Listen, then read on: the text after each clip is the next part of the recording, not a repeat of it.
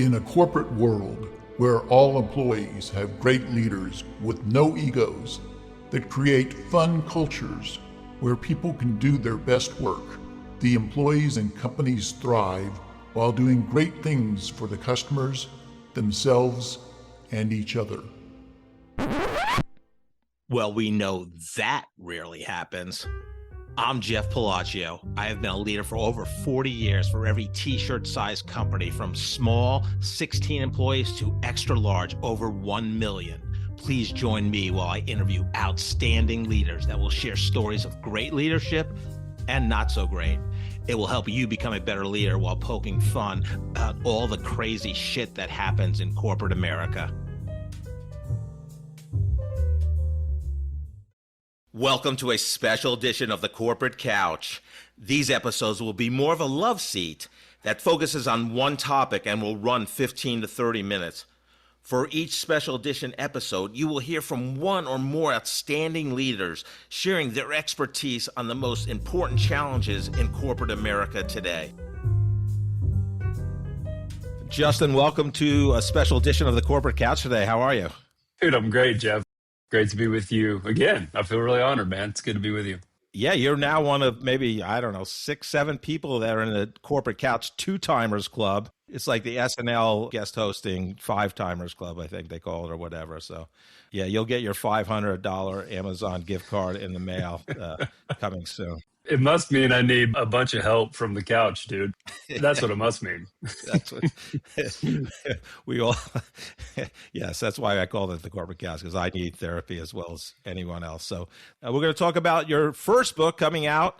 We're recording here February the 17th, which is a solar eclipse and Chinese New Year and new moon in Aquarius, just for all you woo-woo people out there. The year of the fire horse begins today. Oh, yeah. I'm going to get there. Don't worry, because with your Firestarter framework, I'm talking about that. Don't worry. But let's tell the audience what the hell we're here for. It's your new book, Give a Damn, The Catalyst for Caring Companies. We're recording here, like I said, February 17th. It launches tomorrow, February 18th, 2026. So congratulations. So, let's get right into it. I went back, I listened to our episode, which is hard to believe was March of 2024, so almost Wow. 2 years ago. Talk about how you were in this, maybe the greatest job for at least a Kansas City Chief sports fan. You're in the Chiefs front office, the youngest director, you're handling corporate partnerships, but talk about how that experience has shaped you and about the role it gave you to maybe one of the catalysts, or at least a main part of the book that you just wrote. It's hard to believe it's been 2 years, Jeff. And equally, it's hard to believe that season of my life is almost a decade ago. And in some ways, that feels like yesterday, and in whole other areas, it feels like a lifetime ago. But yeah, I'm infinitely grateful. I think the season of life, the experience I had, the relationships I formed, and frankly, there's a couple Chiefs connected folks quoted in the book that I learned a lot from. Mitch Holtis being one of them, the voice of the Chiefs, who became a good professional friend. I wouldn't say that we hang out on weekends, but it's one of those relationships like yours that I'm grateful for, that were formed in those days. And yeah, the in my resignation letter, I wrote, I'm quitting the best job in the city to start a new thing. And that was before they got really, really good at football. So it only got way better after I left, everything, right? Yeah. I left that job a month before they drafted Mahomes, which is amazing timing. But in hindsight, it's like, man, I would do it this exact same way again. But had I known all that was going to happen, it would have been really difficult to unplug from it, of course. But yeah, nothing but respect and gratitude, and learned so much from that whole experience, for sure. So when did the idea of this book percolate? So you leave the Chiefs, you start your own branding agency, Guild Collective, in 2017. You and I have, since we've met, I loved your writing. I thought, God, this guy has multiple books in him. But when did it really percolate and become real for you? Yeah, it's been this, decade-long project where it's been in my brain and being, and I've talked about it, and frankly, like, it started to say, hey, I'm going to write a book, and then it'd be fits and starts, and I've discovered that I enjoy writing, and that was a late discovery, in my kind of mid 30s, where I was like, man, I really enjoy this. It comes to me, I start to feel a certain way and start to crystallize thinking in writing, and the book itself was actually born from this saloon conversation with my wife last February. We were sitting in the mountains of Alma, Colorado, at this place called the South Park Saloon. You can't make it up.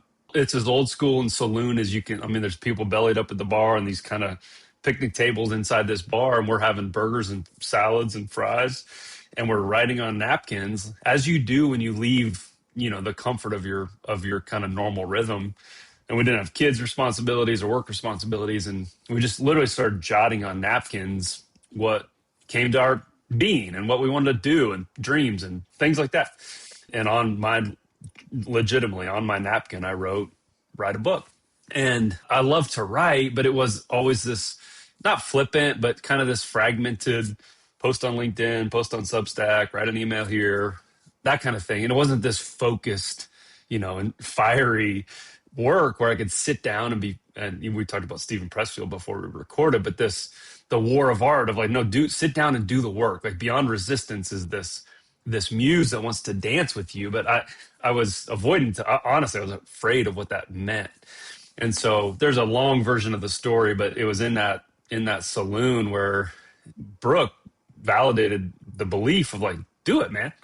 Like, you don't need to get picked. You don't need a publisher. You don't need someone to give you permission. Focus your efforts and do the work. And so over 95 days, I wrote 6,500 word sessions that became the first, as Anne Lamott calls it, the shitty first draft. Like 31,000 words spilled out into this Google Doc. And that was the beginning of the book. So that was, June to call it end of whatever 95 days plus from June 4th was. Right, so that was the timeline. I should know this, but like 6,500 words, how many pages is that? So, yeah, so it's here's the book. It's 215 pages. And some of that's design elements and some breaks and chapter breaks that Jason Muir on our team did such a beautiful job of visualizing the black and white words that were in my Google Doc. But yeah, it was 31,000 words total. And the way I chopped up, as my dad would say, I kept chopping wood, was I wanted to write 500 words 30 times. So as I kind of framed up the idea, it's like, okay, that gets you roughly 30,000. That gets you roughly 20 chapters. That's roughly like what a business book should be.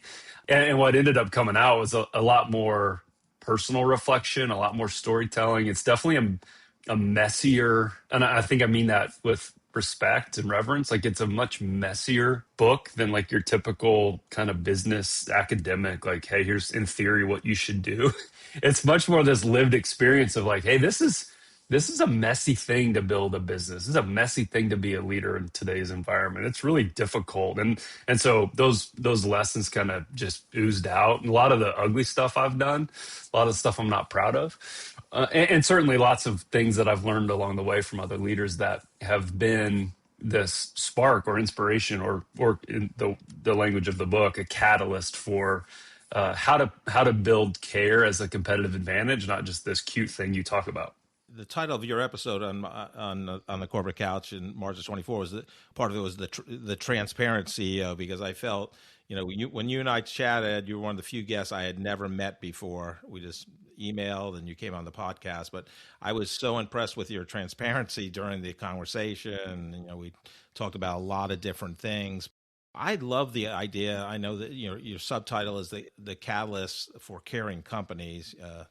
Give a damn, the catalyst for caring companies. And I love that caring word. That caring word is so big for me in terms of, over time, after I hired so many different people over the course of my career, probably over 300, as I got better and better at hiring people, one of the things I look for is, does this person care?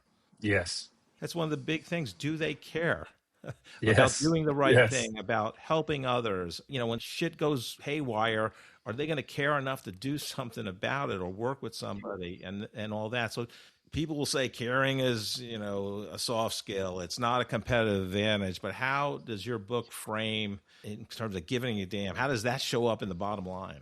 Yeah, I love that, Jeff. I instantly think of a friend of mine, John Hoffman, who is the owner operator of the Chick-fil-A in Liberty, Missouri. He came and presented to our guild team. Gosh, this is probably 23, 24. And he was telling a story, and we don't have like proof of this quote attribution, but he was telling a story about an engagement with the Cathy family, and specifically Truett Cathy, the founder of Chick-fil-A. And he said this phrase that just kind of like, when you hear something and it just like hangs with you, it sticks instantly. He said, he was paraphrasing a lesson he learned from Truett. And he said, care and commerce can coexist. And I was like, damn. And you look at the Chick-fil-A business model, their frontline employees are teenagers most of the time. They're open only 6 out of the 7 days of the week. They sell a low price item, right? Relatively to lots of stuff all of us, in the B2B space sell. And they are just dominating. They're dominating retention, employee engagement, revenue per location. They're just crushing their competitive set. And they've set a whole different bar in the restaurant space. And as simple as like the way they communicate their own story, like on the door, the Liberty Chick-fil-A, it says here for you. It doesn't say office hour or, restaurant hours or some other, self-serving thing. It's a very hospitable and approachable, it's a caring environment. And so that phrase was one of those like pieces that I've picked up along the journey of like, okay, it's easy to say give a damn. And for us, those are synonymous with care for sure. Like give a damn means care. The way you used it is the same way we. It's just a cooler way to say it. It's slightly more provocative, right? But as we built out the framing, it's like, as leaders, we each have, there's this singular match on the spine of the book. It's an unlit match. This is the author's copy, so it has this terrible gray bar. And it's like we have the ability as leaders to strike this match in every meeting, every moment, every conversation, and we can apply effort and attitude. Okay. So those are the two fuel sources that are just kind of inherent. They're free. They don't cost anything, but they do take effort and attitude to bring to the table. And then they get built across these 4 C's. So curiosity, compassion, clarity, and consistency. And so that's how we framed out, okay, that's what it means to give a damn. And is it like perfectly insulated in these 4 buckets? No, of course not. We're much messier organic humans than that. And the real mess, or not just mess, but the real environment in which we work is not as easy to dissect. Oh, you were really clear here, but you weren't as compassionate. That's not the point. The point is like we are able to build these fires of good, or we damage people in a fire way with not embodying those characteristics, qualities, etc. And you bet, like, do I have the exact research of how care impacts the bottom line? I don't. I have the lived experience of the brands and the leaders. The brands and the bosses are kind of how I frame it up, who leave with you this experience of they gave a damn. And the stats I do know are 81% of United States employees dread Monday. 81%. Like it's a stat from a place that does research for a living. And then the inverse of that same project was 39% of United States employees feel like someone cares about them at work. And it's like, oh, damn, that's the gap. It's like, there you go. You want an enrolled, engaged, equipped staff, care about them, and they will make a difference to your business. You want clients who repeat and come back, like give a damn about them, show them that you care. Right. And it's not these like fancy websites that are, of course, you got to have a nice website and all that, but it's this inherent, to use your word, soft skill that is actually, as Arthur Brooks calls it, hard as flint. Love, care, compassion. These things are hard. Any parent knows that. It's not easy to love a child. It's really difficult. And you're faced with really meaningful moments where you have to choose, give a damn. It just doesn't drift to you. You have to go towards it. Your model that you just explained was the Firestarter Framework. But why was fire the right metaphor for caring for you? I'm kind of a fire junkie at heart. I love fire. Anytime you can get me in front of water or fire, I let down. And I can become present. and all the like nonsense kind of like melts away. And so fire for me was, our business guild was actually the very first iteration of our concept was this monthly men's fire gathering that we had at our house. And I was just like, hey, guys are generally not really great at having friends as we get older. Let's have cigars and whiskey and fire, and we'll just get around the fire and tell stories and be together. And then that's not a business model, but ultimately that concept, I called it guild. We called it the guild. And that became kind of the kindling for our business. The more I sat with this work, it was like, man, this isn't a squeaky clean like matrix. This isn't like this theoretical concept that like proves out in a Harvard Business Review. Other people that are way smarter than me can do that stuff. My lens is, man, and I share some of these stories in the book, when I was an employee under a caring leader, here's how I responded. His name's Clyde, and I would have run through the damn wall for that guy. And the inverse, I tell some stories of places where I, as an employee, got burned by people in power that didn't give a damn about anything other than the unhealthy parts of themselves. And I was instantly like, I'm out. Or I'm going to stay here until I don't have to be here anymore, because I don't trust you, like you, respect you. And and of course I've been both of those, right? I've caused lots of damage and I've caused lots of good. And so I think that's the responsibility that I started to get clear on as I wrote this work, was like, oh damn, there is power in the ability, kind of like a Christmas Eve church service when they start lighting the candle and candlelight, and you just like go down the row, and all of a sudden it goes from pitch dark to this like room full of light. That's the concept of, hey, we all have these singular matches that we get to help light somebody else's flame, and it's not so black and white, of course, or we cause harm. And so when you build a fire, it's not real simple. You have to tend to it. You have to care for it. You have to add more wood to it. You have to make sure the oxygen gets in. And that's at least my style of seeing the corporate world, was like, it is kind of messy, but when the good ingredients start to compound, like really beautiful things get built. And when there's fire, there's warmth, there's connection, there's community, there's people gathered around. And those stories are the ones that I enjoy telling. We may have chatted over coffee, but when Marty Schottenheimer, the great former Chiefs coach, as well as some other teams he's coached, but when he passed, like every player almost said, the same thing. Marty just didn't care about me as a football player. He cared about me as a person, and I think Yes. that's one of the characteristics of a great leader, because it's yes, work is great, and you want to do great things together and have fun doing it, but it's not a person's life. Right, they got other things going on with their lives. So yeah, I love that part of, and in terms of your book. And you mentioned something in the book about default drift. I'm very curious of what that means. I don't drift towards, like, if I just kind of let stuff happen and just like, whatever. I don't drift towards like physical fitness and well-being, relational health and harmony, financial acumen and return in the business. It is a very active pursuit. It is an intentional application of effort and attitude towards these things. And so I just, again, I was trying to communicate the point in the book of, if we aren't actively moving towards this work for ourselves and then therefore our team, we don't drift towards that stuff. We drift towards apathy, isolation, ego.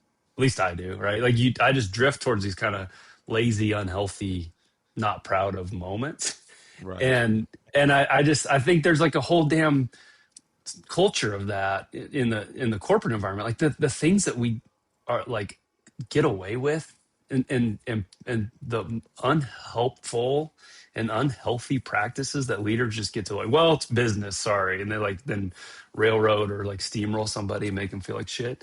It's like, wait, like you wouldn't get away with that at a neighborhood like picnic, right? But you do that here because it's like work. I don't get it, right? And so I think that default drift is, we're experiencing it. Like people generally are hungry for, I don't want work to suck. I don't want to hate Monday. I don't want to just wait until Friday. It's like, what are we doing? And so that it was just kind of this this prompting of like, how are we as leaders, how do we contribute to that drift versus fight it and try to bring it back into this place where, yeah, we can create more productive and helpful and healthier cultures and conversations. How have you applied Guild Collective? You're doing, brand consulting, storytelling with that. How does, hard and caring translate into the work you do for your clients? Yeah, I mean, at our best, we're helping companies get really tight and clear on, we call it their human first brand blueprint. So it's the framing and the architecture and the scaffolding, right? The foundation, whatever metaphor you want to use for a clear, compelling, creative message. And we call that a strategic story, but companies that are just ultimately chasing tactics for growth, they're exhausted and it's confusing and it's really difficult. But the ones that are doing the work on the front end to create this strategic story of, okay, do our people love working here? Do we even know if they like working here? Have we asked them? Have we done, you call it whatever, in a survey assessment, you call it whatever. Have we asked for their perspective? And then ultimately that pulls all the way through, the heart pulses as the brand all the way through to the client experience. So have we documented a clear, thoughtful, hospitable, anticipatory, engaging client experience? Because we can't market our way to a healthy brand. That's a generative thing. It grows from the inside out. And so that's the work in as simple of a nutshell as I can say is like, how do we help build human first brand architecture that connects the heartbeat of the business, which is the brand. It's an operating system. It pulses through. You don't see your heart beating when you're walking down the road, but it's pretty damn important. And so the companies that are really clear, connected, and creative in the modern marketing landscape are ones like Chick-fil-A and others who are winning and who are having generative growth and success. Someone listens to this podcast when it launches and they haven't gotten the book yet, what are some things they could do to start giving a damn and whatever they need to do to get better before they read your book? The invitation is, and part of the thesis is, hey, this isn't reserved for C-suite people. Like, leadership is not a title. You don't have to have a certain podcast host like Jeff or a certain book like me. Like, you don't have to have these corner offices or this big fancy thing or a certain level of experience. And in fact, one of the videos I love so much is this UPS driver who just took enough time to notice that a new mom had a thing taped to her doorbell. It was like, please don't ring the doorbell. There's a baby sleeping. And he like in the ring doorbell is like, hey, just want to wish you the best. I just had a baby as well. And I won't ring the doorbell, but I'm, really excited for you. And then she like freaks, she posts that on Instagram. She's like, this guy really made my day. And then, there's this whole other beautiful thing that happened with the UPS driver who ended up getting a full-time job, this and that. And the point is like, man, nobody's lacking encouragement, care, or compassion. It's like, it's available right now. And if you're an intern or the CEO or wherever in between in our organizations, you've got the agency to care. You've got the agency, and it really does make a big difference, even if it's just for your own well-being and your own goodwill. Like, that is enough to start to create these little sparks that really do impact corporate culture. Because I think in general, we're all void. There's a deficit of that. We got plenty of criticism and complaints and ways we're missing the mark. We hear about that a lot, right? But there is a void of, hey, can we inject a little more curiosity, compassion, clarity, and consistency into our corporate culture? Well, Justin, I'm so excited to read the book. Thank you for coming on for the second time. Hope to see you soon personally. Yeah, I appreciate you. Yeah, we need to do our walking coffee meeting soon, Jeff. Absolutely. Thank you for listening to this special edition of The Corporate Couch. If you enjoyed the episode, I would love for you to take 2 minutes out of your day to rate us 5 stars and write a review. Please join me weekly where I interview great leaders that share their career journey and their leadership wisdom.